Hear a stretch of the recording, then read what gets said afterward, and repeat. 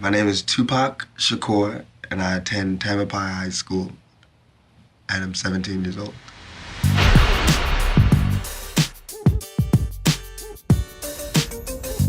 Each generation finds its own heroes and prophets. In 1996, one tattooed political poet, whose music and voice reached out to millions of people across the world, was silenced. The media portrayed him as a thug, focusing public attention more and more on his alleged crimes rather than his music. He spoke of poverty, injustice, equality, and the harsh realities of life. Was he just a reflection of the times, or someone who made a difference?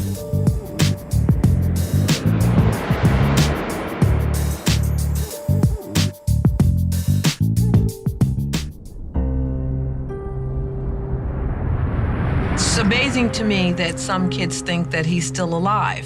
It's almost funny to me, because he couldn't have been quiet this long. There'd been no way in the world he could be quiet this long. I think Tupac's alive as any one of us in the sense of I can still feel him. He is still alive.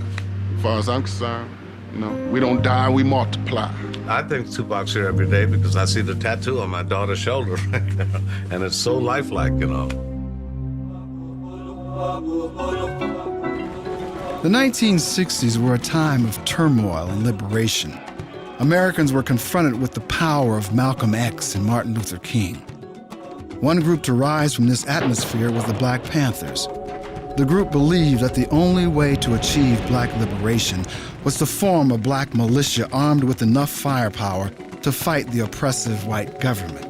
Afeni Shakur, Tupac's mother, was in the forefront of the Black Panther movement. My mother was a Black Panther, and she was really involved in the movement, you know, just black people bettering themselves and things like that. He was a soldier from here. You seen it was the upbringing. You seen Pac, he had the fire in his eye. You can't exempt this guy from his environment. His mother was a Panther Party operative. She was socially conscious. She guided her boy in the right direction. Huey Newton was in his 20s when he started the Panthers, who was a voracious reader. And Tupac probably wanted to replicate that. He wanted to imitate that. Afeni Shakur, pregnant with Tupac, was arrested on conspiracy charges along with 20 other Black Panthers.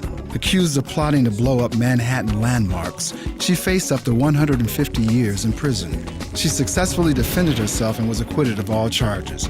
1 month after the trial, Tupac Amaru Shakur was born.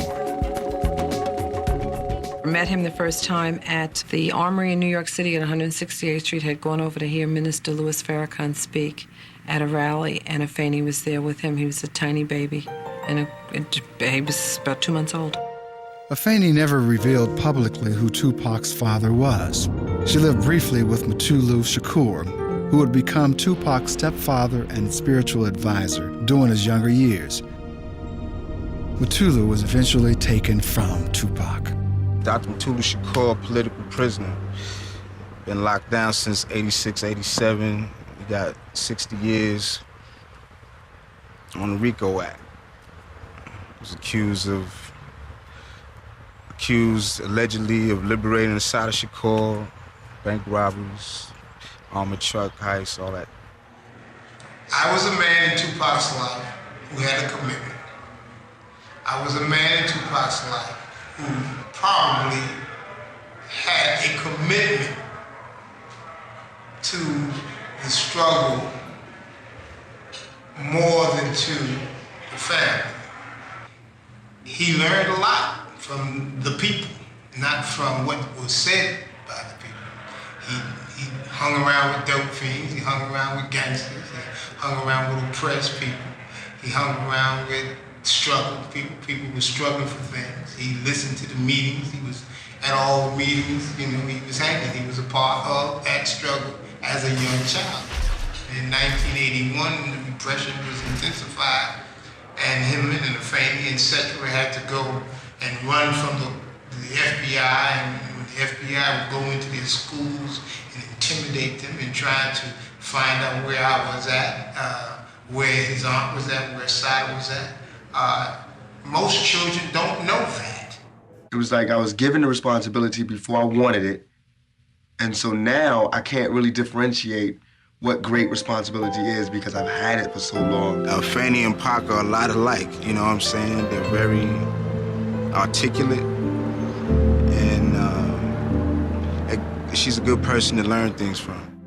My mother taught me 3 things: respect, knowledge, search for knowledge. It's an eternal journey. That's like my haircut, the line. 360 degrees, find knowledge, always. And she taught me to not be quiet, to, if there's something on my mind, speak it. Years of internal fighting and the efforts of the FBI to undermine the Panthers eventually led to the party's demise. All the party members had a hard time right after the party was dissolved of getting into the workforce, and especially somebody like Afeni. You know, she ended up homeless on the streets of New York, of Boston. You know, she had a hard time. She ended up on drugs. We moved out of New York because because of my mother's choices. They figured out who she was, and she couldn't keep a job. That should be illegal. So she lost her job, and of course, we were like stranded in New York. With the dissolve of the Black Panther Party and a search for a better life, Afeni and her family left Harlem. So we moved to Baltimore.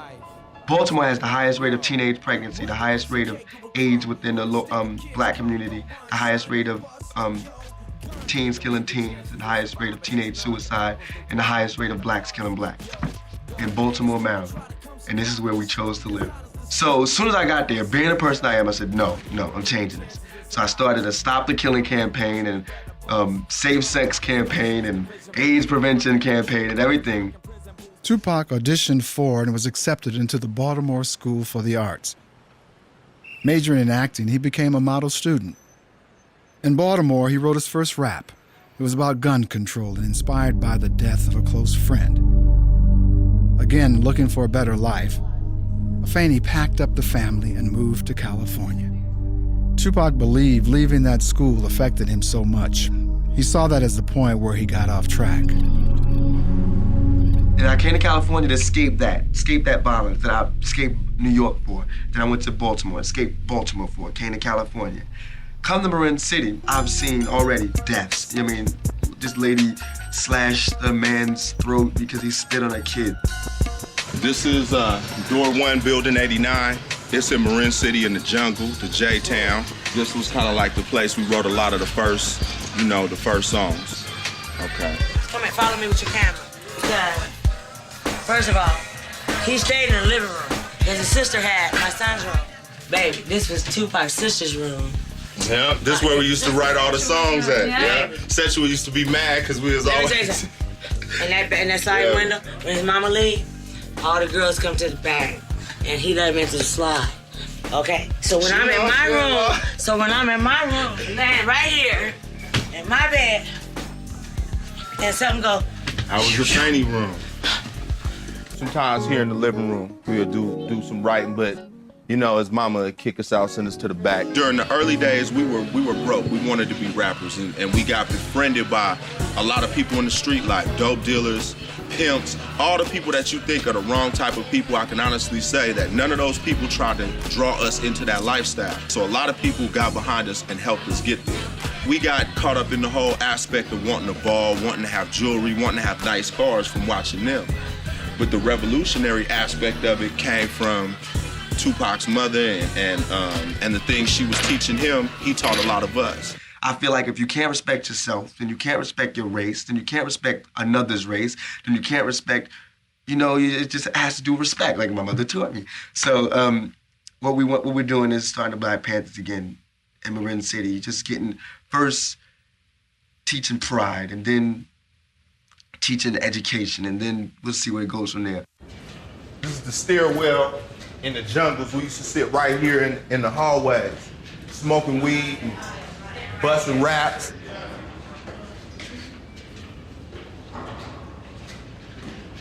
In the garbage chute. That's where everybody used to write their raps at. Now we're gonna go up to the top. This is what I was talking about. Now, when you poor, right, and you broke, right, you sitting up here and smoking and shit, and you looking at all them rich people over there. That's Tiburon. That's the most expensive place in California to live. You right there around rich people all the time. That's like teasing you in your face if you start. That goes back to what I think the most important thing about rap music meant to the ghetto, man, to the streets, is that it's an opportunity. If there was no money and everything depended on your moral standards and the way that you behaved and the way that you treated people, we'd be millionaires, we'd be rich. But since it's not like that, then we're stone broke.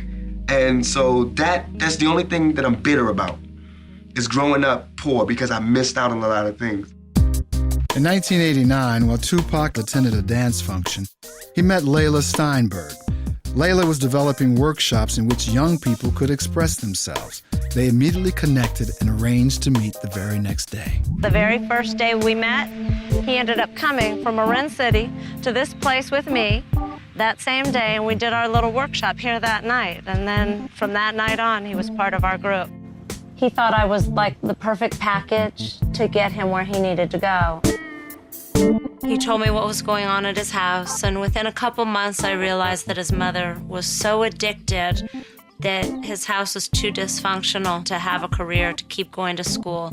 So within a couple months he ended up coming to stay at my house. 7465 Bridget Drive.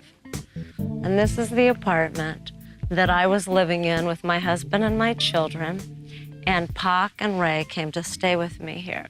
He was the sloppiest, messiest person I've ever lived with. And dirty. He would never want to wash clothes. He'd want to buy new clothes so he wouldn't have to clean up and wash stuff.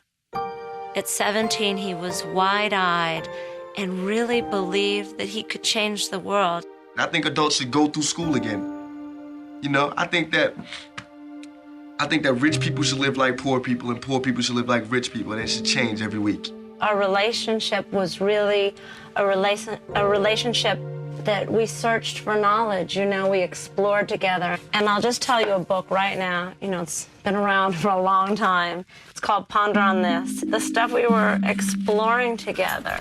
Food for thought, alignment, the ancient mysteries, astrology, the Buddha, challenge, Christ, the impact of color, our state of consciousness, medicine, the moon, the occult teachings, Rajneesh, telepathy, the Kabbalah, the Tibetan Book of the Dead. He read Roots a number of times. Taylor Chardin, The Phenomenon of Man. And as you study Tupac's lyrics, you start to know and understand how much he incorporated his reading, even his last albums. So Pac would read a book like this, you know, it's a pretty big book, and he would attack people's definitions. So what is cultural literacy, and who defines it? And is this white perspective, or is this multicultural perspective? There should be a drug class, there should be sex education, there should be a class on scams, there should be a class on religious cults, there should be a class on police brutality, there should be a class on apartheid, there should be a class on racism in America, there should be a class on why people are hungry, but they're not. Their classes on gym. This right here is the first hall that Tupac performed in, and it was the EC Craft Community Building. And Pac did this with Digital Underground, packed the place. I had talked to Atron and I wanted to get us a deal, and he said we had to make a video. We decided to have our own mini concert here on the grass so that we could show Atron how tight we were. And so all the kids in the building were our audience right here on the grass. And that was the stage behind the trees. And we had the Strictly Dope show.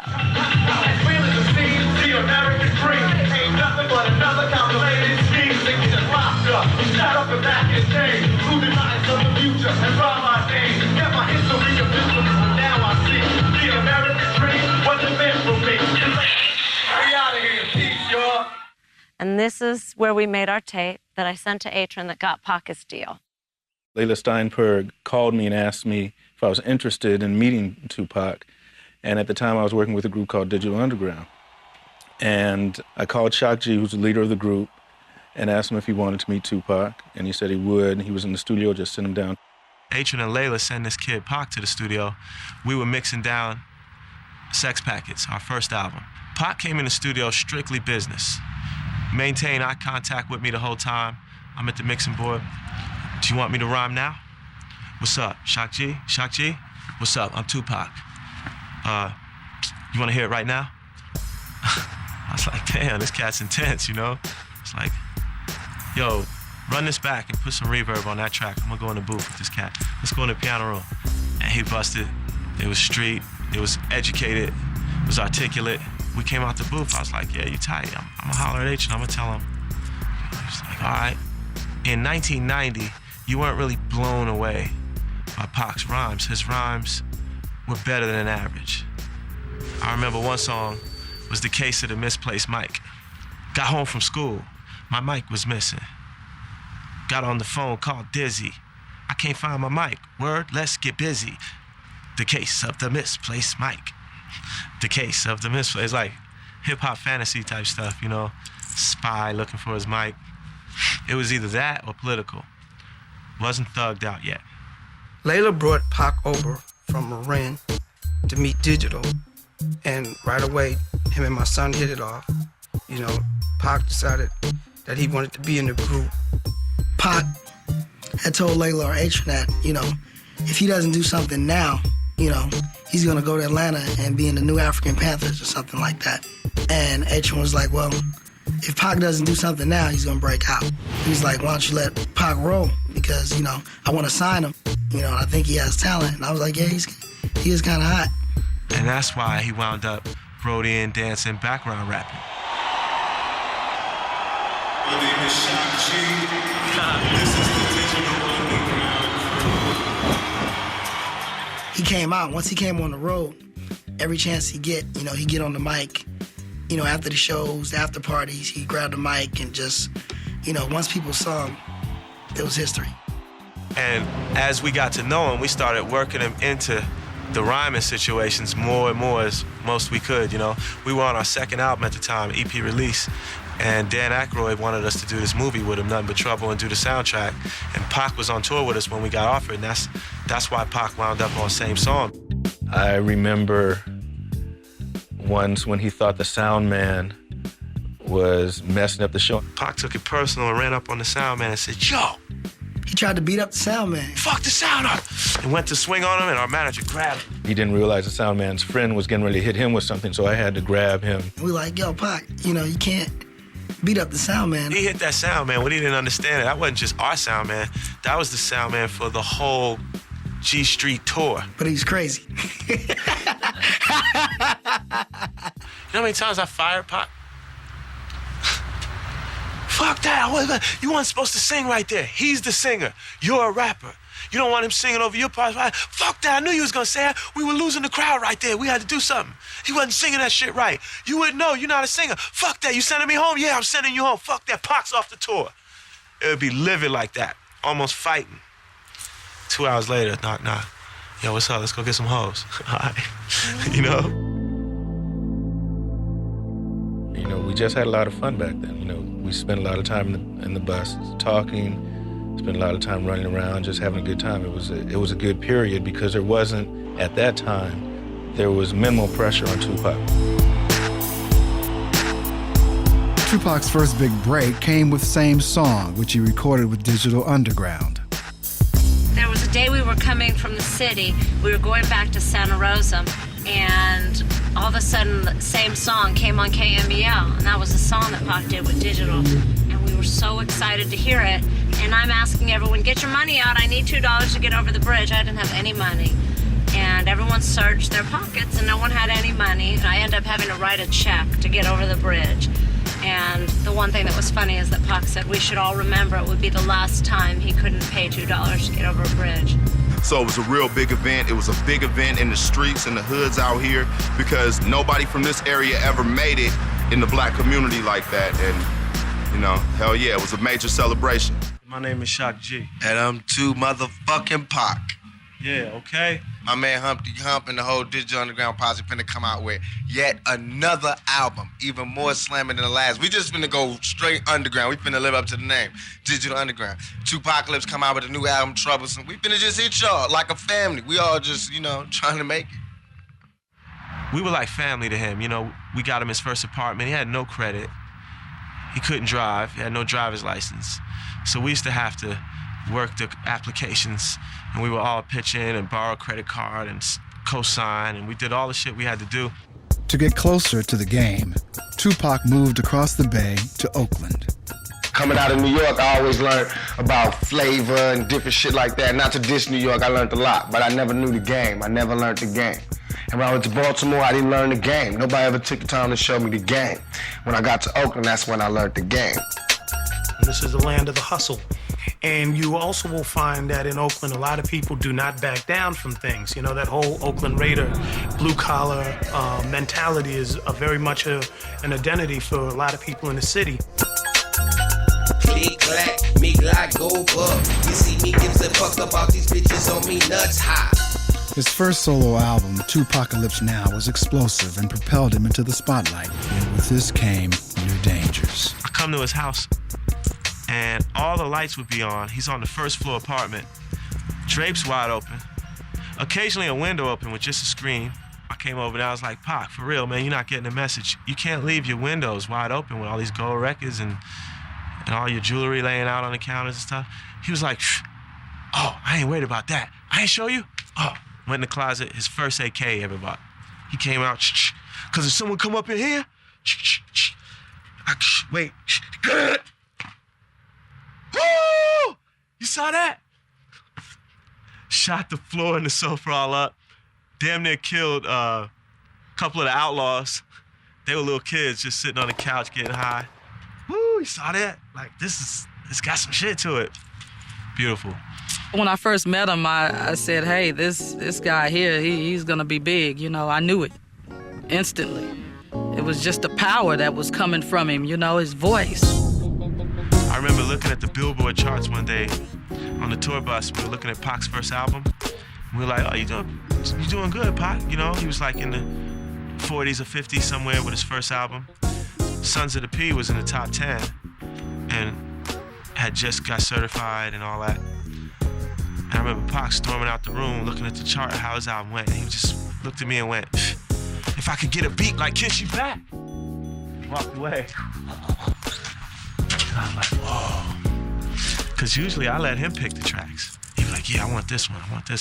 But then I realized he wanted me to get involved and tell him, this is the star track. He was telling me, like, he can't pick them, just give me something hot, So I made sure he got I Get Around, and So Many Tears, and all that next shit. Yeah. It always felt like I was in the studio putting music behind Huey Newton or Malcolm X's. I knew it was important. It was honor. When Pac called, you just stopped what you were doing, took all your equipment and flew to wherever he was and went in the studio. And Shock a hustler, and I'm a hustler, so everybody understand it. Ain't no one man gonna stay in one spot forever. That's a sucker. It ain't about milking off the next man. That's a motherfucking hoe. I'm a motherfucking pimp. I'm finna come up on my own. I'm gonna get my own sack. So I took what little bit he gave me and doubled up and doubled up and doubled up, and I've been doubling since. And I'm gonna keep on doubling till these niggas kill me, and that's that.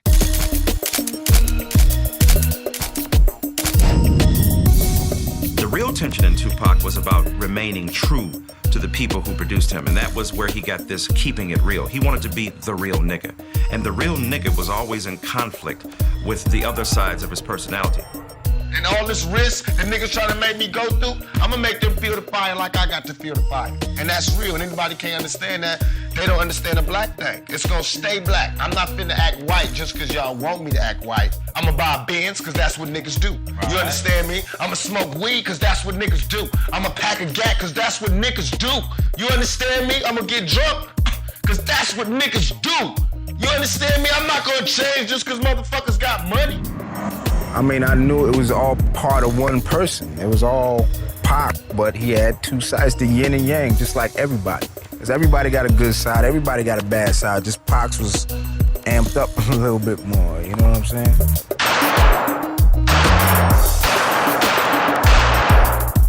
I grew up Panther-wise, you know what I'm saying?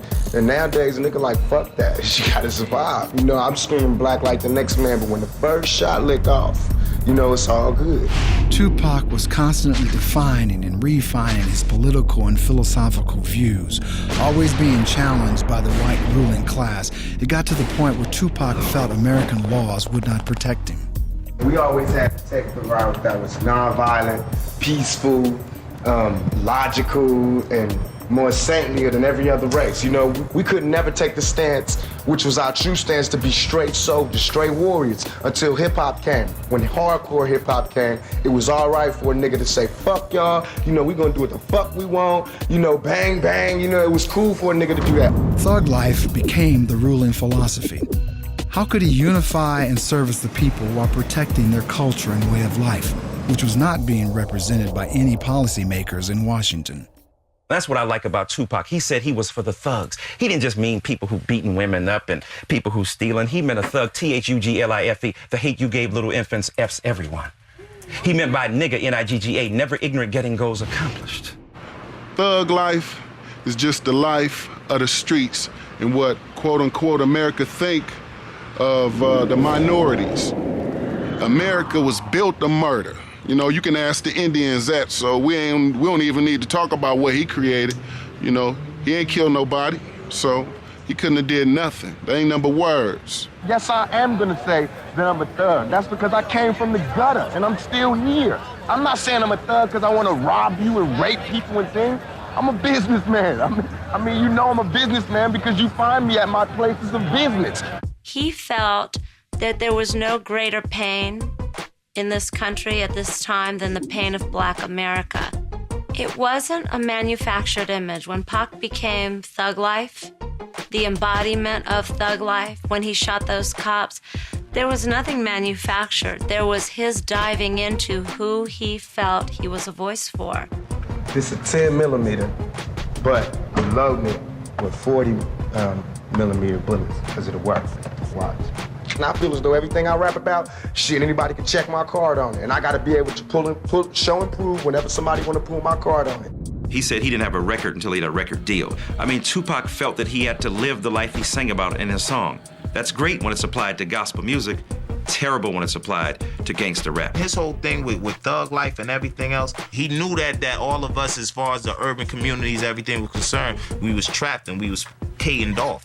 You know what I mean? So we couldn't be successful. So he was gonna get the whole Thug Nation and turn it around and make it that movement.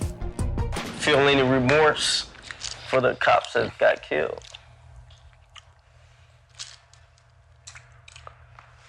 Wait, I'm feeling my remorse. Wait, chill. Can you fart? No. I mean, I would if I could, but I can't. Because it wasn't no remorse for Latasha. It wasn't no remorse for Yusef Hawkins. And there wasn't no remorse when the motherfuckers kicked my ass. So they can all motherfucking die till they respect me as a motherfucking man. And every black man out there, they can all motherfucking die. And that's real. Until they do, more motherfuckers gonna die. As long as they got bullets, it's gonna be some justice around this motherfucker. Motherfuckers is scared to be theyself, dog. You know, and he was like, man, I'm myself, good or bad. What? Deal with it, motherfucker. I'm putting it right in your face. America, this what you made me, now deal with me. I feel as though the ghetto is the ghetto, you know, and I don't think like it ain't near ghetto I can't go to and kick it and come up in. I don't care if colors or not. And I didn't always think that, so I'm not being cocky. I was scared of LA to whereas I didn't know nothing about the gang thing. That's the only thing I was scared of, just ignorance, not knowing where not to go. But shit, I done been out here long enough, they can smoke me. I really don't care, it's all good, you know what I'm saying? Watts, this is Compton, you know what I'm saying? There's no place that I won't go, and I feel as though if you got love and you putting out real shit, you can do that. If you kicking that shit from your heart, you can go wherever your heart wants you to go.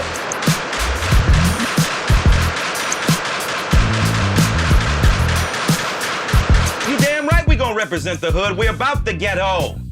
They're trying to come up. That's why they celebrating Thug Life, because Thug Life is what they know. And the thug spoke to them more than some preacher might have. I done tried to tell y'all since I got out here, it's all about that Thug Life. And they think Thug Life is a rap group. Nuh-uh. No. Thug Life is just some old deep shit that you can't sink your feet in. It's Richie Rich. It's my nigga Snoop Dogg. It's my nigga the Governor. It's my nigga Warren G. Everybody's on this motherfucker. On this Thug Life album, we got my nigga Spice One, Psych, Mac 10, Rated R. I got niggas from all over the hood, from all over the rap industry, and they all good. And it's all on this motherfucker because it's all about that Thug Life. It's all about niggas coming together and making papers of what we can do best. And that's game these motherfuckers. And that's straight check these white motherfuckers and put our motherfucking bid down. We been doing it. We do it every motherfucking day. The game is motherfucking free.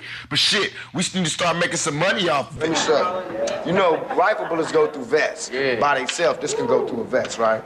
So by me having a hollow point on it, you know, a hollow point make it expand. It'll go through the vest and then expand. Yeah. You know, that's for niggas that be wearing vests like me. Now, I call this one for the public. If they ever come get me for some bullshit and I don't want to go to jail, which I don't, I got this phobia. I ain't going to jail. Not unless I want to. Not unless I did something, I'll go. But I ain't finna go for nothing, you know what I'm saying? So if they come for me, I'm putting a 90 rounder in. Come here, Chief Gates. On the underground. I'm after your ass, nigga. Every time there were police, Pac would always say, get the video cameras, do you have the video cameras? He would want to ride around the Bay, Oakland, wherever, with video cameras, because he always wanted to challenge the police, because he always felt he was being picked on. Are you getting that search? There's another police approaching. We now have 4 cars. Sorry, people, they have OJ in the back. We now have 4 cars at the scene, ladies and gentlemen, for this one stop. We have 4 cars. We heard a knock on the door, and I was like, oh, God, the cops are here again. So I go, and I open the door. I was like, yes, officer. He said, we've had more complaints. The music is too loud. And so I was like, I'm sorry, I apologize. I didn't want any problems. And here comes Pac over my shoulder, really sarcastic. Oh, what's up, officer? You have problems? The neighbors' rock music is just as loud. You don't give them shit. And I was looking at him like, please don't start any more problems. I keep having problems already, you know, ever since you got here. So he was like, well, officer, stay right there, don't go. I want to change the volume and make sure that you think this is okay. So he runs over to the stereo and he puts NWA, Fuck the Police. And he turns the volume up just loud enough, but not too loud for the officer to stand at the door and listen. He was like, listen, you know, officer, let me know if this is too loud. Okay. Where else can a nigga go right up to the camera and just be like, fuck all y'all? Yeah, okay. In a relationship with the police that was strained, Tupac often found himself at odds with law enforcement. In Oakland, he was beaten by police officers who did not believe him when he stated that his name was Tupac Shakur. And in Atlanta, he shot 2 off-duty police officers in self-defense when he stopped to intervene in the harassment of a black motorist. During the trial, it was discovered that the arresting officers had been drinking and had initiated the incident. When the prosecution's own witness testified that the gun used to threaten Tupac had been seized in a drug bust and stolen from the evidence locker, criminal charges were dropped. The left upper side of the face and the upper head. And this whole side, he dead. As an artist of just 21, Tupac began to create an incredible amount of material, more than some create in a lifetime. Things were changing rapidly around him, and he wanted to capture it all.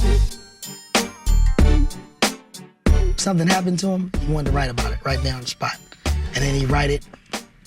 Man, how does it sound? And, you know, usually when you're saying your raps, you kind of like saying your rhymes and saying it and kind of figure it out. Right after he wrote it, he would say it just as loud and passionate as if he was in the booth. And be sweating and spitting. And I'd be like, that's dope. You know what I'm saying? Pac's like, I gotta get this shit off my chest. Whether it comes out or not. That's why he has stacks of poetry. That was his vent. That was his air. That was his oxygen. No changes, revisions. He would just scrap it and do a new song. He just poured it out. It's more like a jazz improvisationalist. He came in there and said it, how he felt it. And he's gasping for air. He's got a joint in his hand. He's smoking weed and cigarettes and Newports all night. So he's missing words here and there. So the way he would do it was like a dotted line principle. When he would gasp for air and miss a line, on this track, maybe it caught that word. And on this track, so he would triple his vocals to make sure every word was said. You know, I get there about an hour or two early or whatever, and I'll just, have the track ready. He walks in, here's the beat. Give me a pen and pad, give me a pencil. Come on, give me a pencil. That's how he was. I know exactly what I want to do. That's how Pac was. Like, I know what I want to put on tape. Let's go for it. In one day, we would do about 4 to 5 cuts a day, depending on the flow, If Hennessy is, involved, though, it's a beautiful thing. Every other record that came out that Tupac did, I did high and drunk in the studio while they was making the beat, like laying the beat down, And that's why I be sounding hella sloppy, you know what I'm saying? With that song, it'd be like, fuck it. I feel as though, niggas drunk and high when they listening to it. This is Me Against the World right here, which sold over 2 million copies. A song that was on there, man, was Death Around the Corner. He predicted his own death, man. This is All Eyes on Me, which is like definitely a huge, huge classic album. You know what I mean? That's a big one. This is the cut, How Do You Want It, that I did, you know what I'm saying? Which is a big one, a huge, huge record. Thug Life, this is where we all started though. Me, Tupac, Psych, Mopreme, everybody, Rated R, everybody, man. We were doing our thing. This is like when I first met him. Thug Life. I was the music man, Pac was the lyric man. We were LA and Babyface all the way. Constantly writing, constantly working. From the studio straight to the set, out of town, straight to the commercial he had to film, straight back into the studio, straight to those cats' studio he promised he'd go by. Doesn't really want to go over there, but he knows how much it'll mean to them. Tupac Shakur was the hardest working man in hip-hop, hands down. His work proves that. Since he's died, more work's come out than before he was alive. Everybody be ready to go to sleep, Pac could still be working. Let's go.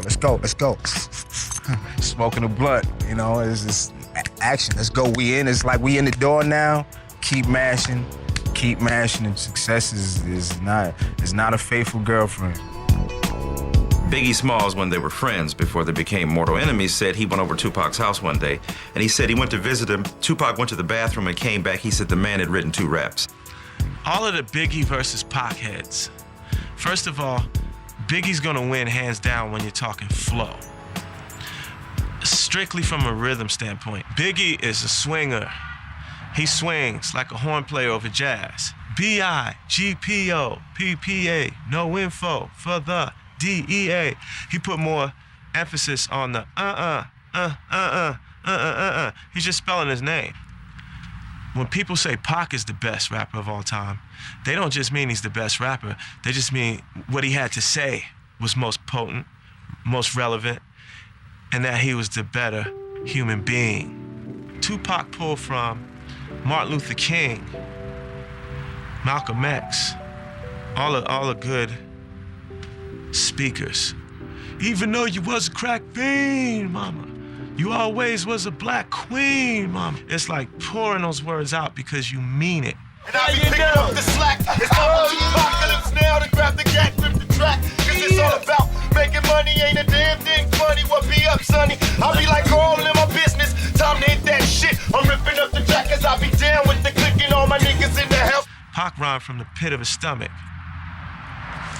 Humpty Hump and Slick Rick rhymed from the nasal palate. Nas rhymes from the back of his throat. Pac rhymed from the pit of his stomach. You know what I mean? He was singing it out. So if you listen to that, there wasn't many rappers doing that.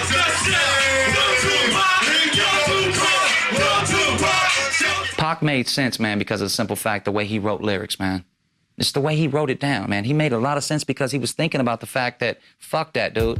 Whatever he went through the day, he was like, fuck that. I'm gonna talk about this party and shit. I'm gonna talk about this drinking shit or talk about, motherfucking streets, this, that, whatever. Didn't matter. But I love the way Pac put it all together because he could combine all those fucking concepts into one song and still make your ass dance. I can understand, everybody want to party, kick it, and get high and all of that shit, but I mean, there's real issues going on in the world. What made Tupac different is that he wasn't afraid to say it. I haven't seen nobody that was just ghetto-fied at the same time, articulate, and just be able to maneuver them words and vocabulary just expand to where you just be like, damn. See, Black Panthers was built on education. In streets, are built on wildness. So when you mix them two together, oh, it's gunpowder. So that's what he was. He was an educated nut. You feel me? I remember I was doing my vocals, Treach walked in, pulled out a pistol, said it's his turn, he did his rap, he left, I left, Patchy did his shit, everybody laid it, 5 Deadly Venoms, it was all good, it shows niggas can't come together and do their thing. There was a kind of a very powerful surge in him of wanting to express himself. So he would do favors for friends and appear on their albums, appear on their records. And he did this mostly because he realized that not long ago, he didn't have a record contract. He was trying to get on, and he was still hungry, and he knew what it meant to be a hungry rapper. Working on a new project called One Nation. It's gonna be an East Coast, West Coast collaboration. He said he wanted to start this Thug Life thing, and I was like, yeah, I'm with that. And we was in the studio, we did the first Thug Life song, it was called Thug Life. And everything else was just like a dream.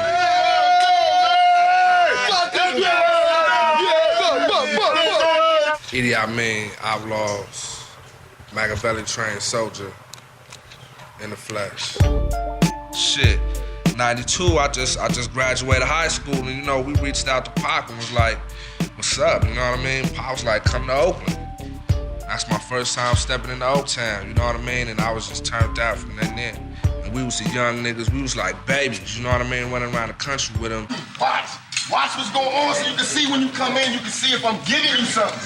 If y'all all walking around like this, we can do this shit separate. I can rap you rap me, you rap. What's the point? Interaction. He was our general, we was a soldier, so we did work together, and it's always been like this, and it's always gonna stay like this. Shit, we only got 2 weeks to do this whole album. Complete it. Mix it down and everything. We don't have time or the luxury to spend all of this time doing one song. We don't have it. We gotta somehow find a way that we could double up on it. Cause I did my whole album, I know it ain't all of that, but I did my whole album like 3 songs a day. Cause I was just laying it, rocking it, to getting off. You can mix it later and have niggas that love being in the studio all night, just adding a drum beat at a time and shit. You can do that after the rappers leave and shit. There's niggas that love being in the studio that just love listening for the right kick. But for while we in here and you got like 8 rappers here and everybody drinking and smoking and shit, man, get that beat popping, throw them niggas on the track. You catch everybody freestyling, throw them niggas on the track. Boom, that's the name of the song is whatever this nigga said his last word was. We do it, put it down. Then after we finish, we walk out, everybody be here and listen to it. Be like, this the hook, we go in there and lay the hook. If we don't like that hook, the nigga lay another hook, come back out here, you know, lay scratches or whatever. That'd be the song. Along with the music came other avenues of expression. Tupac had always been an actor, and now Hollywood was opening up its doors. He and Treach were asked to audition for the role of Bishop in Juice. And like, I went up in there, I'm reading lines like, yo, you know, I'm explaining, like, reading it, basically, I know it a little bit, but I'm, you know what I mean, I know, he went up in there, yo, fuck that, I'm telling you, you gotta learn to say, you gotta put it down the streets, you go, yo, I heard, I'm like, yo, you better get this motherfucking role, I don't even want it no more. His first role in Juice was an extraordinary portrayal, but people always thought that's who he was. And it wasn't who he was. Hell yeah, when the riots was on, nigga, on the 29th, your boy Pac was filming a movie, a multi-million-dollar movie with Janet Jackson, but that motherfucking night, I was out there shooting up motherfucking Chinese takeouts. I swear I was. Come through. Hey, but bust it. That was a movie I was doing. That was all the movie that y'all gonna see coming out called April 29th. Turn it down, boy.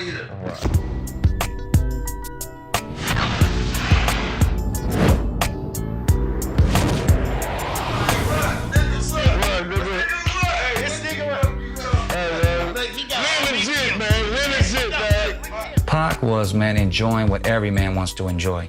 Every man, every woman. And that's called success. You know, when you get it, you gotta enjoy it to the fullest.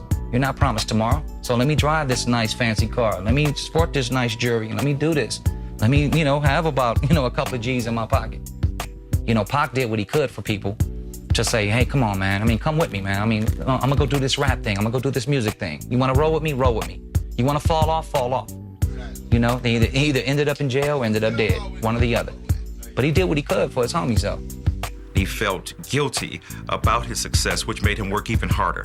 And the guilt he felt was because he was reared in a household that taught him you are to be for the community, and even the material goods you have should be sacrificed for the larger political goals of black people in America, many of whom don't have what you have. This is a big question, and no one's been able to answer it, and this is staggering. How can Reagan live in the White House, which has a lot of rooms, and there be homelessness?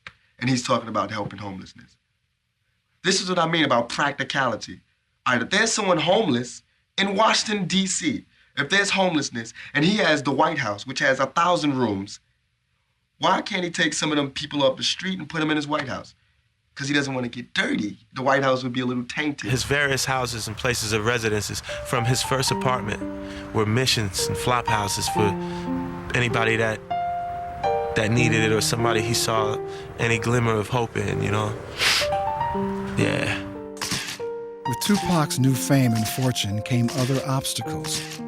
How could he grow as a performer as the public watched his every move? The once poverty-stricken youth was now generating enormous amounts of money. Some of his friends noticed a change. From not having nothing to having the power and the allure of fame to a young, broke nigga from the ghetto, I mean, you couldn't imagine. One change for sure is that the stress increased, the need to make a hit increased. Pac changed as far as his attitude. He had gotten to the point to where he felt like he didn't really have to respect anybody, and that's where we got to clashing at, you know? There was the flirtation with some of the materialistic trappings that the rap game has to offer. That is something when you're in this business, if you're not around other people that are outside of that, you can be immersed in it and not even realize you're immersed in it. I don't know if I could handle that shit. A man don't know what he can handle till we put in that position. You know what I mean? Pac was younger. He was going through a lot of different shit. Motherfuckers trying to kill him, you know what I mean? Setting him up. Lawsuits, shit that's real crazy. This business, it's not for the weak and the timid. On one hand, niggas be tripping off niggas that ain't got shit. Then when a nigga get shit, they trip because you got shit. Yeah. You know what I'm saying? That shit is illegal. Illegal. Pac was rapping, acting, the niggas loved him, and he was a sex symbol.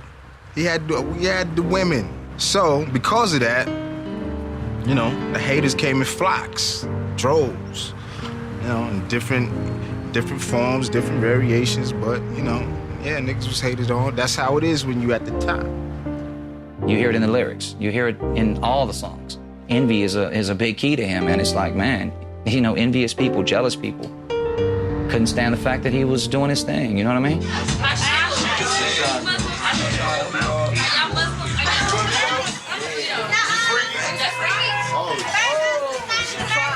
He was staying in the city, and so we went, hung out, whatever. Got to find a couple of chicks and everything, and back to the hotel. So we got a double room. I had my room, he had his room, whatever. So we was up in there, everything. I mean, I had a little video cam and everything. So me and my little chickie, we taping shit and everything, and you know, getting all wild and everything. So Pac out the room and the door like cracked. So I'm like, shh, telling my little thing, shh. So I go up in there and start taping it from the door. So I'm taping them up in there. So he just banging it out on the bed, banging it out. So I'm taping, and I hit the door. I'm trying to get close. I go, boom. And they both get up. He like, man, what the fuck is you doing, man? I know you ain't out here taping this shit. What the fuck? Yo, you got it. Like, yeah, man, what the fuck is you doing, man? Don't be coming in this motherfucking taping no shit, man. Man, turn this shit. Give me this motherfucking tape. You got it. All right, keep it. You go back up. Can't believe this motherfucker come up in here tripping. I had to teach my motherfucking self how to be a man. You understand me? And I'm still learning. But there can't a motherfucker out there tell me shit. Because I was on welfare, started with nothing. Now I got a little bit of something. I'm on the bright screen. I'm on videos. God damn it. That's why I act like this. He was the happiest when he was with his niggas. You know, like we all are. We happier when we with our niggas because, you know, we can be ourselves and, you know, we just love niggas. He was at the top of the game. And I was like, damn, Pac, finally somebody from our crew or somebody I know made it to where we always said we wanted to make it too. But he was not content. He wasn't satisfied, or that's where he wanted to stop at. This might be no role model type shit or none of that, but goddamn, Ask yourself, ask your mama, ask your daddy, ask your auntie, ask your uncle. You smoked weed before, didn't you? You smoked crack before too, didn't you? I'm a role model though. Well, Pac never did nothing but smoke weed. That's it. He never fucked with that old bullshit. So give me my motherfucking propers and don't sweat me when I'm blunted like a motherfucker. He couldn't function sober. He didn't like to anyway. You know, had to be some weed there, had to be some Hennessy, had to be some drink, had to be something going on. If he wasn't high, he had to be doing something that was a lot of fun. He wasn't so happy. A lot of his laughter was forced. You know, you can hear it, death row. You know, listen to him laugh. He's not laughing. He's putting it on. It's forced laughter. All of those records, all he's talking about is the pain.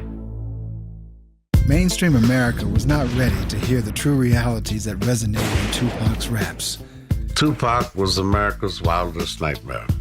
Please, outspoken, totally uninhibited, knowledgeable. It's ironic, too, because you can't sell that many records unless you've got a huge white audience, you know. So, in reality, more white people are buying the records than black people. He not only scared white America, he scared upscale black America because it made them have to remember where they came from. He opened up doors and windows that I'm sure caused a lot of pain and grief for a lot of people. Tupac was from the days of the Black Panther Party. You know, people are still frightened of the Black Panther Party. Tupac had an African name, Tupac Shakur. People had no idea what that meant. A lot of people didn't even know he was named after a Peruvian revolutionary. White kids could dress and act like niggas, because all they got to do is go get 10 tapes. And after they study them 10 tapes, they got the fucking Hood 101. I think a lot of young kids, a lot of young white kids would be like right with Pac, you know, because I think his personality was such that he was gonna make them see what the real truth was. As long as they got bullets and 2-inch tape, there will be justice out this motherfucker. To me, he's an activist. He was an activist, an activist, an activist. He wasn't just no rapper, he was an activist. We always needed a cause to fight. You know what I mean? So with him coming up and wanting to fight the powers that be and make things better for black people. This ain't no democracy. Pac knew that the elite was paying the government. The elite on the government, on the president, everybody else. Pac was talking about that shit and they didn't want to hear that shit. They didn't want no young black brother telling these black people in the ghetto that your strings is being pulled by a committee of 300. White people got you believing just because I'm telling a nigga to stop getting his hand kicked in by the police, to take the gun he would use to shoot his brother in a second and kill the motherfucking cop that's killing you, your family, and everybody else on the block. You know what I'm saying? Kill that motherfucker. That is not insane. That is sane and straight like a motherfucker. That's positive, like a motherfucker. There was a state trooper who had been killed in Texas, and the young black man who killed the state trooper claimed he was listening to a Tupac song at the time that this happened. And they mentioned his name at the Republican convention, and it totally freaked him out. He couldn't believe that somebody who was going to run for president of the United States was talking about him and his lyrics with all the problems this country had. So, I mean, goddamn, the vice president talked about me, a young nigga from the hood. He know me. He want my shit up off the shelf. You know why? Because my shit is different than the next man. My shit be telling niggas to off these old punk motherfuckers. My shit talk about swinging back. They know the difference between mine and the next man. So that's why they came after me. All they try to do is censor the young. The young ain't gonna hear that.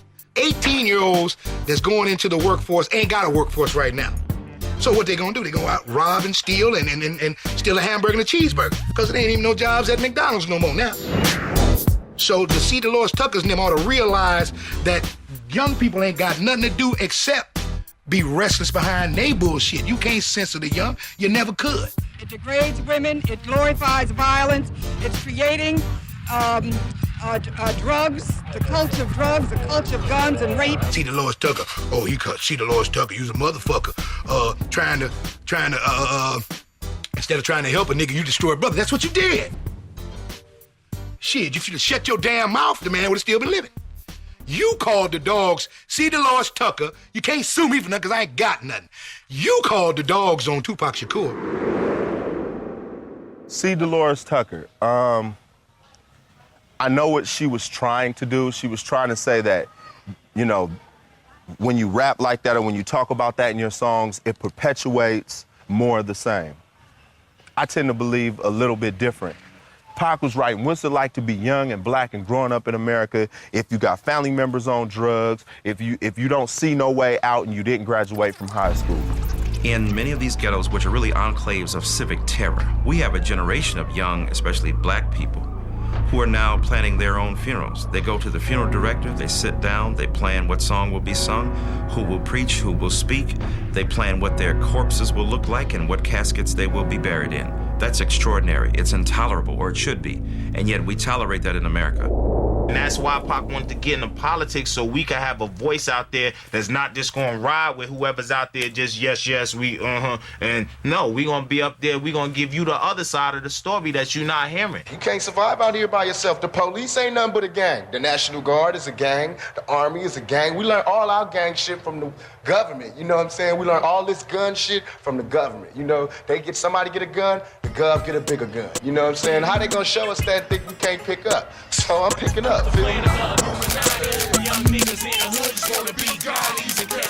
Tupac was an extraordinarily compassionate man. One of the interesting tensions between him, not simply the real thug nigga versus the politicized figure, it was also the world-beating superstar versus the kind of guy who was compassionate about everyday people. We were in Washington. We were on an East Coast run from Atlanta to New York on his first record during a promotional tour. We were in the car coming from a grammar school when we saw on the television a young girl had been mauled by a pit bull and had been rushed to the hospital.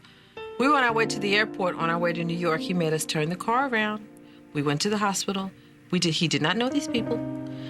We met her parents in the waiting room, her mother, and he told them he just came to lend his support. But there was no press around that. No one said anything about it. No one paid any attention. But yeah, and I believe they still, until his death, he still had a relationship with that young girl and her family. There were charitable things that he was interested in, primarily education for kids, helping minority children, building self-confidence. He had a real affinity, especially to children who had parents who were drug addicted or who had parents that were incarcerated. He wanted to be able to set up something that was going to help those children, but he wanted to do it quietly. He didn't want to look like he was trying to sell records. Pac was a magnet for the lost souls in the world, and you know what I mean? Lost souls always came to Pac in different walks of life, different forms and everything, but you know what I mean? He was always into helping the young niggas, the youth, the young niggas, younger than him, you know what I mean? Giving them a chance to do something. Y'all want to rap, get up off the street, come on. You got a gun, you got a gun, you got a gun.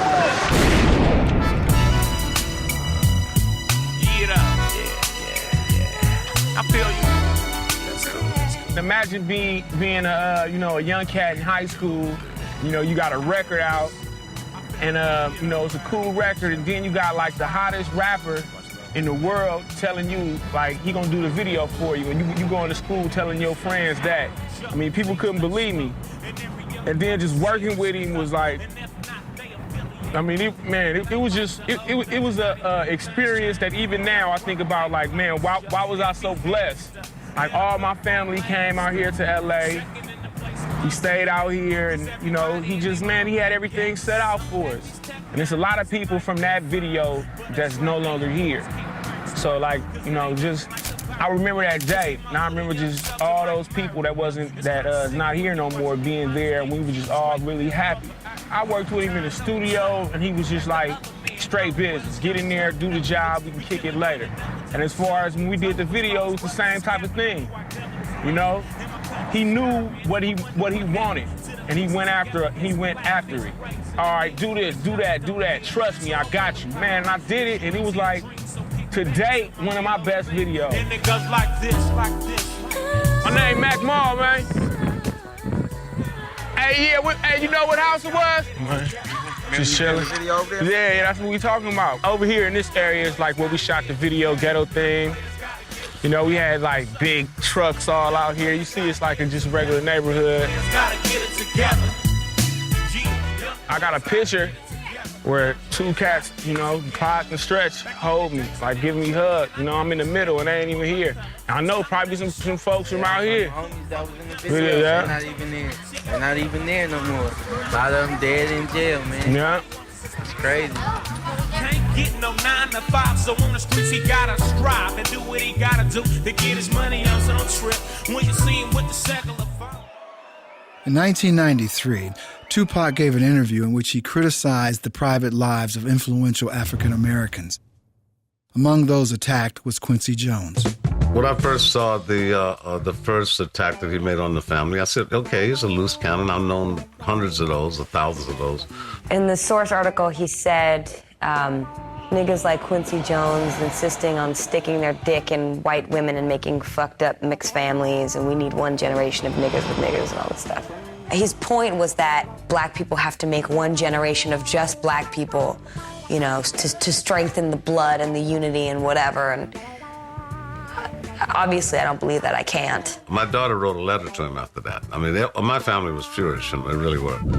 Because Tupac doesn't know me. He had never even laid his eyes on me. And he was making a lot of judgments about a lot of things. I said in my letter, I said, you know, how could you even criticize his personal life when, if it weren't for people like him, you wouldn't even be here? And where are you going to be in 10 years? Dead, in jail? I think the same week that he wrote back to apologize, Rashida's article was in there, and two white girls from San Francisco said, hey, Pac, remember us? So, oh, yeah, forgot about that. So he read the letter, and then he went up to Kadada at a party thinking she was Rashida. And how his relationship with Kadada started is because he kept following her around, trying to say, I want to respond to the letter that you got, and I didn't mean any harm. And finally, she's wondering, what the heck is he following around for? And it dawns on her that he's mistaken her for Rashida.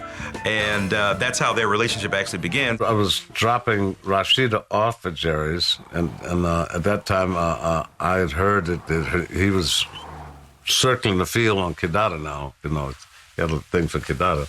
And so Rashida went in, and she sat in the booth, and I was in the booth behind, and I leaned over the booth. It's probably a good thing that Tupac wasn't packing that night. I probably got blown away. And I went over the top of the booth and put my hands down on his shoulders like, Tupac! He turned green, you know. I said, I got to talk to you for a few. We need to kick it over here in the corner. And I took him over in the other side of that Jerry's, and we talked straight up, you know. I said, I understand where your head is, you know, but don't come at me like that, you know. We don't deserve it, and I don't think that's what you really mean. He grew to love Quincy and have a tremendous amount of respect for him, not just as who he is in the entertainment business, but who he is as a man and a father.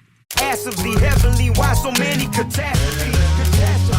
I've seen guys speak to women with this much respect, and I deplore that. My mother is just totally, I grew up, my mother raised me, so I have this much respect for women, and I fight often because of that. And it gives me a lot of friends. I mean, I get a lot of friends, but I get a lot of friends because I have respect for women, ultra respect for women. But then, like I was liking this girl in Tam, and I'm extra nice, you know, extra gentleman. I'm extra just like, oh, you're beautiful and you deserve the best. And she told me I was too nice.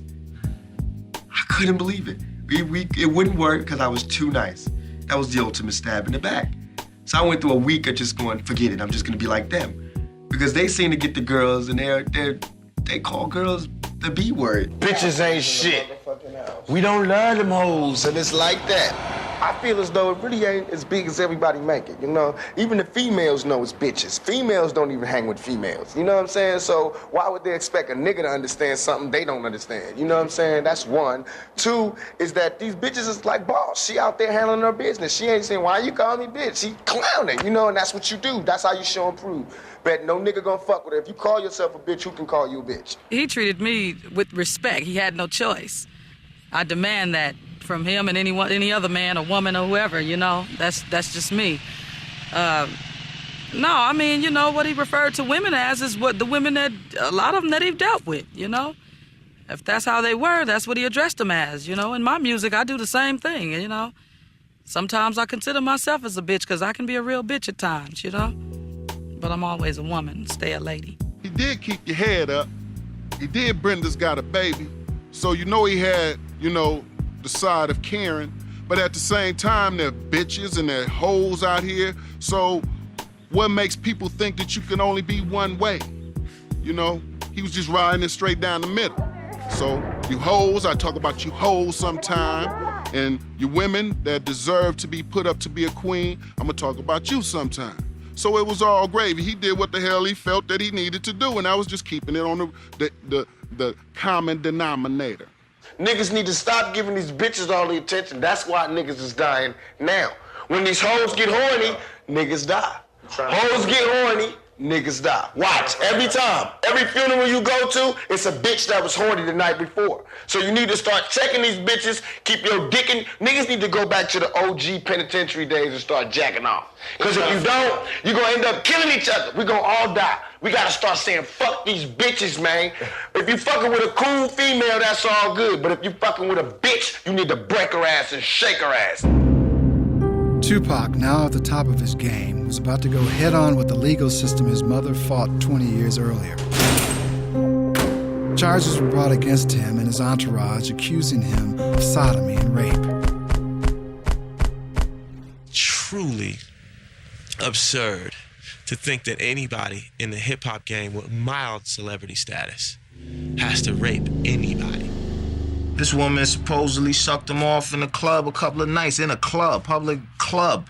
Come on now. In the hotel. Late night, what you there for? Come on, man.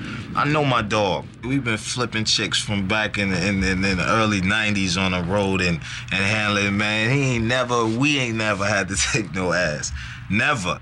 You know what I mean? We, from the door, if we going to do something, have that type party, it's from the door. It's let it be known. That's our slogan, let it be known. Her lack of credibility began to unfold during the course of her testimony in this case.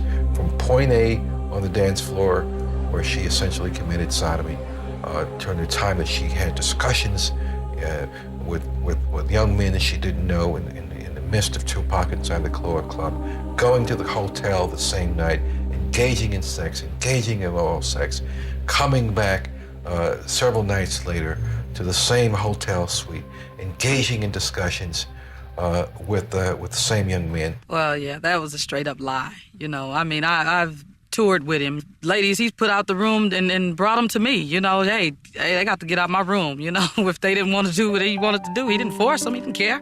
Bye. Pac called me after that happened crying. Like, Pac wasn't afraid to cry. That crushed him. You know, sometimes there's always the company you keep. People always say the company you keep, and that will be your downfall. Pac's company was his downfall. Why am I the only one in court right now? Why is the cameras all on me? And in the report and all these charges, I didn't do nothing. I'm charged with being in concert with some guys. Well, where they at? Why me? Because I'm Tupac. No, I'm not angry at them. I'm angry at the system. I don't want nobody else to go to jail, you know what I'm saying? But I don't want to go to jail for something I didn't do. It was just crazy that he was in jail behind it. Come on now. Come on now. While out of jail on a $50,000 bail bond, Tupac was about to enter an elevator at New York's Quad recording studio to a late-night session when he was shot 5 times by apparent robbers.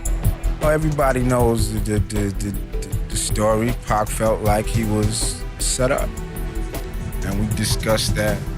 He had his own views because he was there. Most of us were on the West Coast out here working on the Thug Life album, but him and a small crew was there.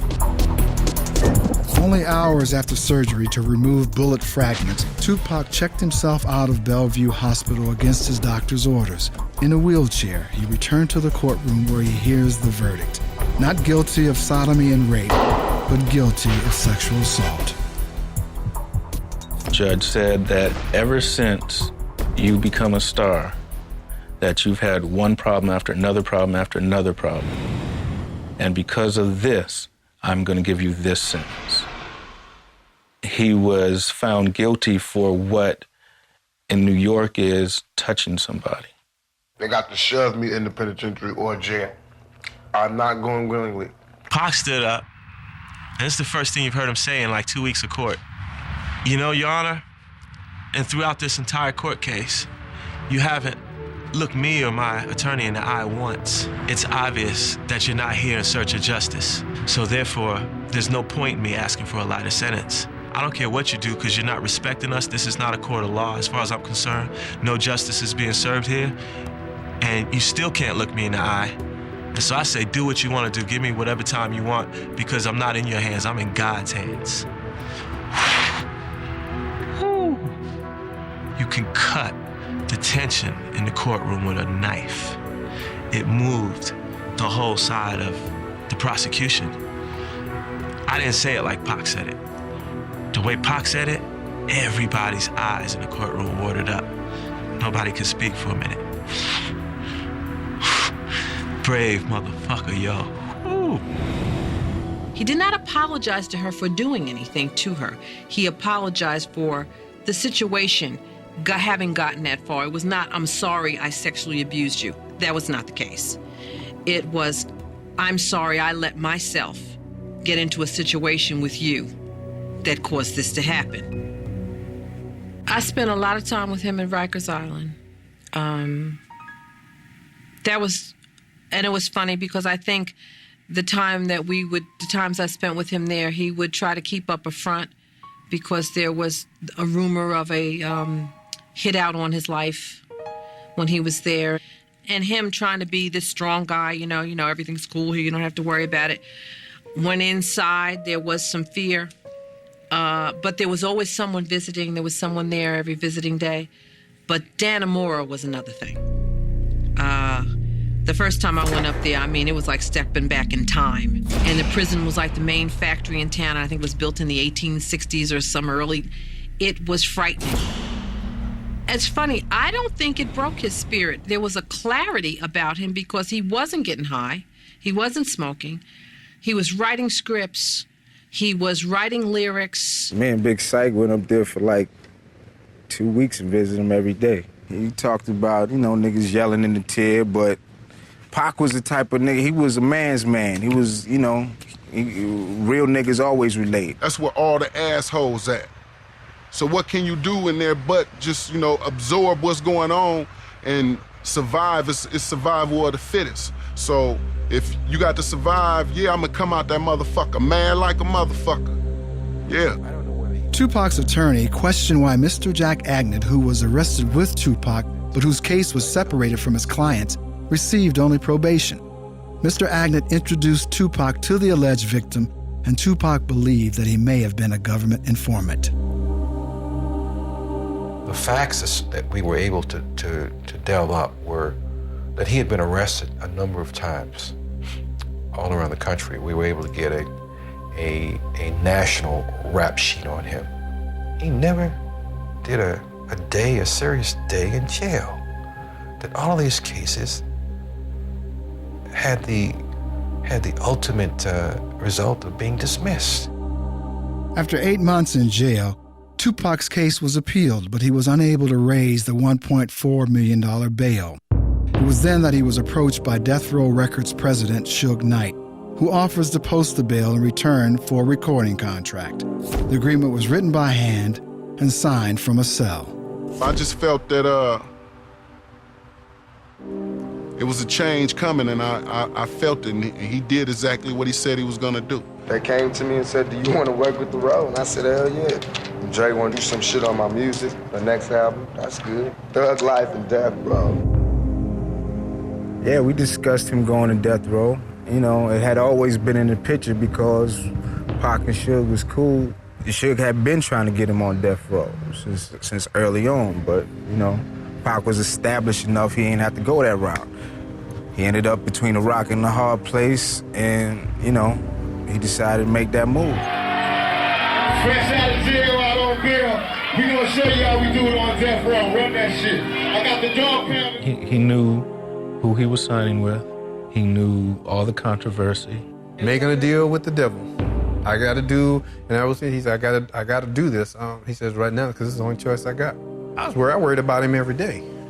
because he was my friend. I knew the reputation. Being in law enforcement, I knew various things that you see, that you hear, that you just know. You see what's being associated. You talk to other people that were in the music industry. I watched the fear of other people.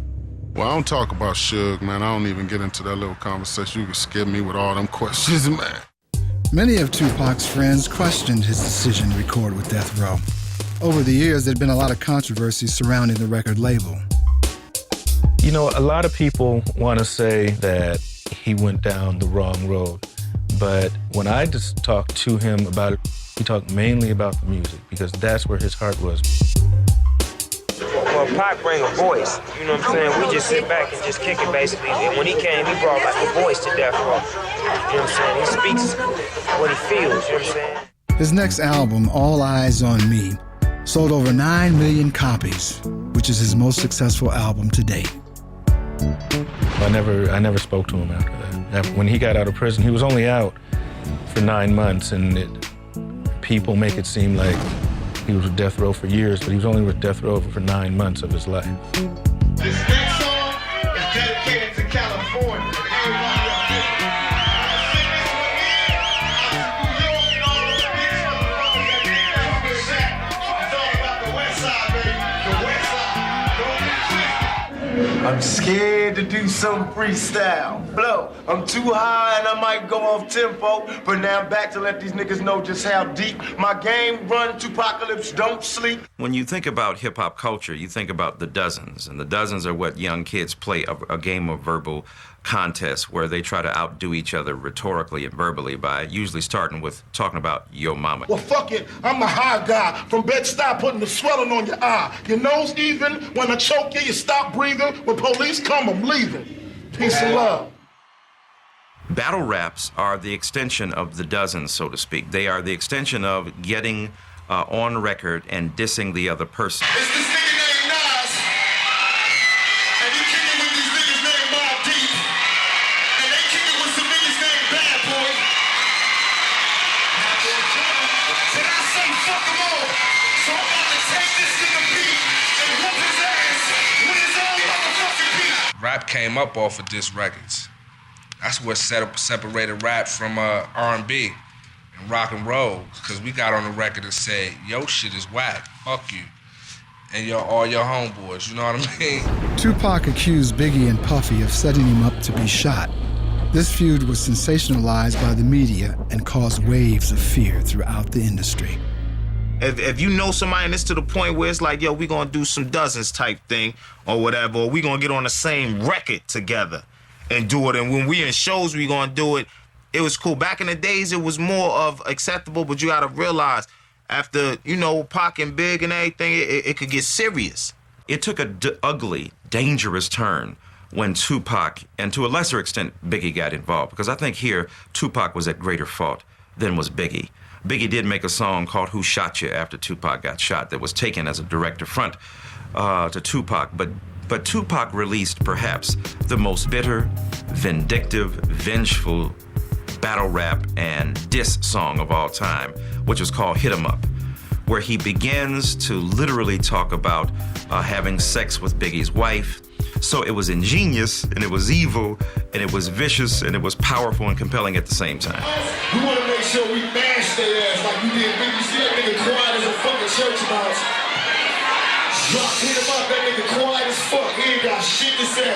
His wife pregnant, that nigga waiting like an expected father not knowing who the baby is. The one don't know I use the rubbers, so it ain't mine. I tell you straight, I ain't wanna fuck that fat bitch nowhere. Before there was even hip-hop, at the juke joints down south, people getting stabbed, hit over here with the bottle, same shit. No matter what type of entertainment you in, you know, that's what happens. It's not just us.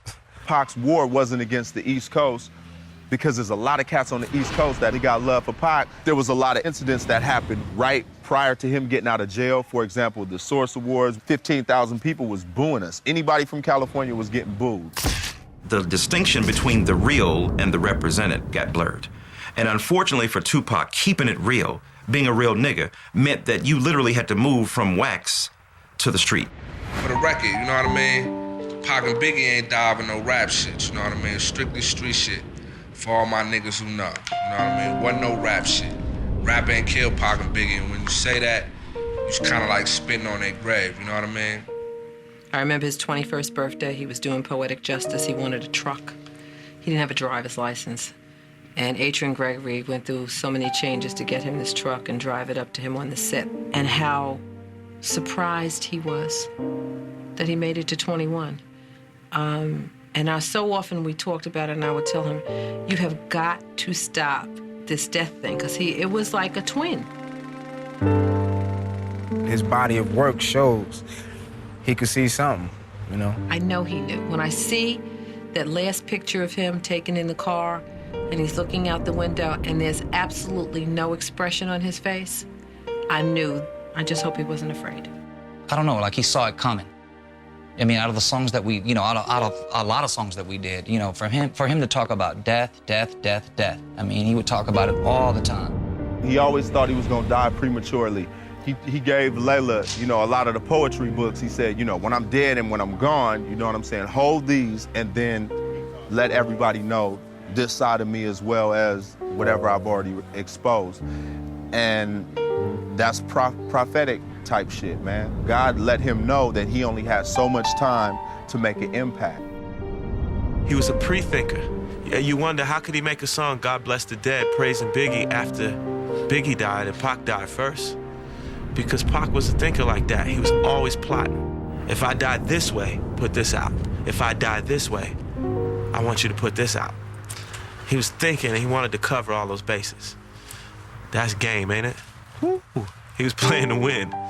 He had a plan E, much less a plan B. After attending a Tyson fight in Las Vegas, Tupac, who was sitting in the passenger seat of a black BMW, was shot multiple times. Miraculously, the driver of the car, Suge Knight, escaped serious injury.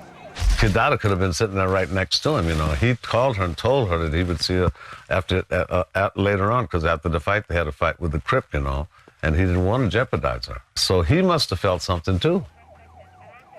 I cried right then when I heard. You know, anybody who loved him is still affecting him right now, guaranteed. He was obviously with people that didn't love him. He was supposed to have been protected. Whenever you have anybody that goes down without a struggle, without defensive actions, responsive actions taken, I always question why. My first thought was like, but when he come out of this one, he really gonna think he's invincible. Tupac was admitted to University Medical Center where he underwent surgery, including the removal of his right lung. I walked in the room to visit him, and he was trying to tell me something. That'd always be one of the mysteries in my life. I don't know what he was trying to tell me, but he was trying to tell me something. And he was shaking the whole bed. He was a warrior, you know, to the end. On September 13, 1996, after 6 days in critical condition, Tupac Amaru Shakur was pronounced dead. He was only 25. Quincy Jones said if Malcolm X died at 25, he would have been a street hustler named Detroit Red. If Martin Luther King died at 25, he would have been a local Baptist minister who had not yet arrived on the national scene. And if I would have died at 25, I would have been known as a trumpet player and struggling composer, just a sliver of my life potential. Pac was a prophet. He knew things that none of us seen yet. And Pac ain't never let me roll with him to pull no gun on no black man. Cause he's seen a lot of brothers going, a lot of sisters going, a lot of children going. Pac wasn't no gangster. I rolled with Pac. We came up together. Pac was a soldier. A private memorial service was held for Tupac on a secluded beach in Malibu. In attendance were close friends and relatives, including his mother, Afeni Shakur. Some of his ashes were scattered into the sea. We threw all the gifts in the ocean for him, and We threw the chicken wings and the Hennessy and his favorite pictures, jewelry. Everybody brought something. Everybody said a little something. We brought drums and bongos, and people spoke, and we had fires burning. That was his funeral.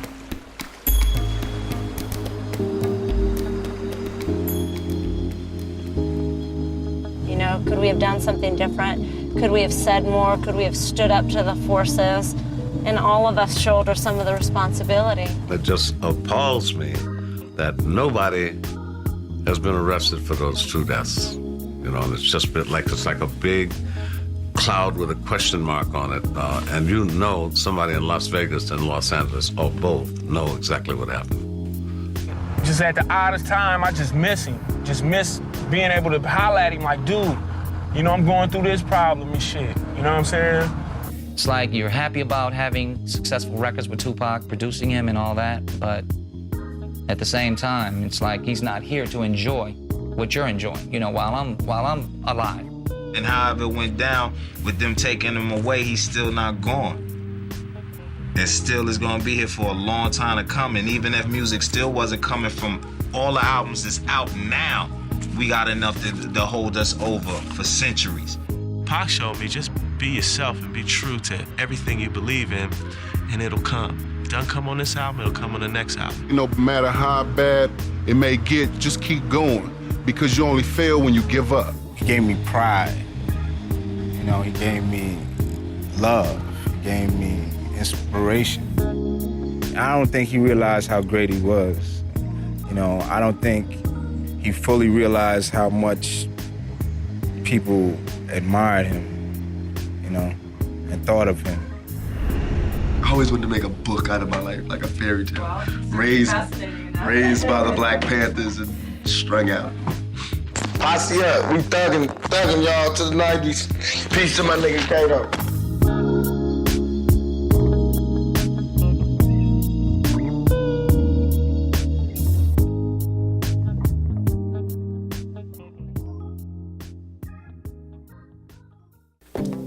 I like when he says, hey, yo, Shock, let them hoes know. Now you can tell from my everyday fits, I ain't rich, so cease and desist with them tricks. Just another black man caught up in the mix.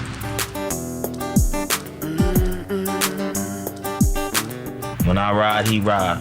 When I get some ass, he gets some ass. When I get my drink on and my smoke on, he get his drink and his smoke on. And I hit so much harder in the left hand now, you just don't even know. I'm righty. It's like it done took over. Pac just up in there. Woo-hoo-hoo! Boy! Again, you find yourself a little lower. This picture of Tupac reminds me of him and the kind of look he would have in his eye if he was getting ready to pick up a girl at a club or so had seen somebody that caught his eye. You got to be strong, and even though you get tired. And if you look at this, though, you see memorabilia of like me and Pac right there, you know, all that, doing our thing. This was a sketch that was drawn of me and him. You wonder how it all went wrong. Here I was just noticing as I was looking for things to share with you. You know, this is Pac's house number. Sometimes I forget, you know, you can look at his last house number in LA. And sometimes I reach for the phone to call Pac. Like I forget. You know, there'll be moments where I'll grab the phone, I'll have something I want to say, and I go to dial his number and then I go, oh, I can't dial his number. You know what I'm saying? Have you ever had that happen when you lose someone? And even though you get tired. No time to pray to God, cause it's war when the squad hits. You wanted to be abusive, so I robbed him of his manhood. You should have learned how to use it for colored girls. He planted the seed, now we're gonna blossom and bloom and, you know, do our thing and build some more trees and just build on to his legend. The walls will fall down. I was down in Jamaica. They said, the man lives here now. My man is right down the island. I said, don't take me to him. Love that brother, but I'm trying to write a book.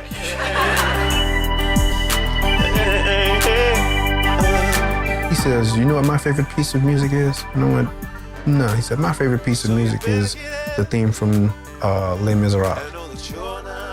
And I almost had a car accident because I had to, your favorite is what? Be strong, and even though you get tired, starting to peak. I finally found a worthy release from all of my stress, cause every day I battle the beast. I think of Pac and ceasing if they rested in peace. My son and my niece, I wonder if they'll ever be free. They say we should teach, but will the people ever be reached? Don't let a thing get you down. You got to be.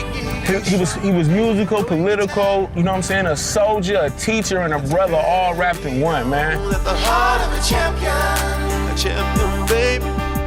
Pac was my inspiration when he was here. You know what I mean? And he is when he gone.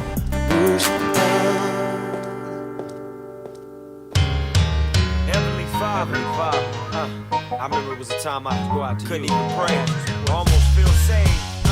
Devil don't want me to. Hard times. Do what I gotta do. I know they worldwide. Born to spit it. Listen to me, Father. It's my time. Come on. I was conceived in a track meet, floated down the birth canal, born in a tournament, believed to be heaven sent. Heaven sent. I got some questions, so don't be mad at me. I asked of the heavenly, why so many catastrophes? Woke up one morning in a cold blaze. Lord, why you let them two planes hit the World Trade? World Trade. I guess America's so busy polluting, deploying bombs and shooting small countries. Look at what we doing. What's going on? Brothers still getting domed. In the hood up in that zone, it's hard to make it home. What do I believe in? The Quran or the Bible? People's lost, God's children feeling suicidal. Who do I believe in? You, the Buddha, or Jesus? Why diseases? God, do you still see us? Before this rap shit, we were made exactly after you. Please, Lord, have mercy, understanding what we